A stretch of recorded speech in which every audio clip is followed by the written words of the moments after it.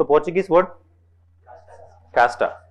So వాళ్ళు ఇక్కడికి వచ్చినప్పుడు ఏంటంటే లీనియేజ్ బేస్ డిసైడ్ అయ్యారు. లీనియేజ్ బేస్గా మన సొసైటీలో ఉంది కాబట్టి వాళ్ళ దగ్గర కూడా అలా ఉంది కాబట్టి సో క్యాస్ట్ సిస్టమ్ పాటిస్తున్నారు అనుకున్నారు. So ultimately they have labelled as what caste system same in the India. But ultimately ఏంటంటే 2 మోడ్స్ ఉన్నాయి, వర్ణ అండ్ జాతి. ఇన్ రియాలిటీ వర్ణ ఉందా జాతి ఉందా? ఇన్ రియాలిటీ జాతి ఉంది, బట్ అల్టిమేట్లీ వర్ణ మీదే ఉంది.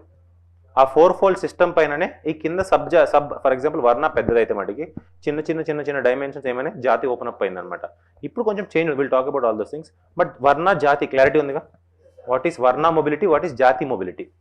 జాతి mobility can be happen, but varna mobility happen అవడానికి చాలా కష్టం అనమాట. దానికి ఏంటంటే if you remember sanskritization concept గుర్తుందా? సాంస్క్రిటైజేషన్ ఆ బ్రో చెప్పినప్పుడు ఏమైందంటే స్ట్రక్చరల్ చేంజ్ ఉందా, కల్చరల్ చేంజ్ ఉందా? There is cultural change, there is no structure. అంటే you are not changing your structure. అంటే నీ పైనోడు యాక్సెప్ట్ చేయట్లేదు, నువ్వు డబ్బులు సంపాదించుకున్నావు, నీ పొజిషన్ పెరిగింది, అంటే from the point of your economy you have improved your position. అప్పుడు నువ్వు పైన క్యాష్ని ఎమ్యులేట్ చేస్తున్నావు.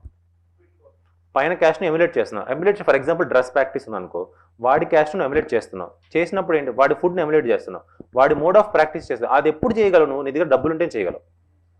ఎకనామికల్గా పవర్ ఉంటేనే నువ్వు ఇది హ్యాపెన్ చేయగలవు, లేకపోతే అది నీతో అవ్వదు అనమాట. సో ఇదే కాంటెక్స్ట్ అనమాట. రియాలిటీ అనేది సాంస్క్రిటైజేషన్ జరుగుతుంది.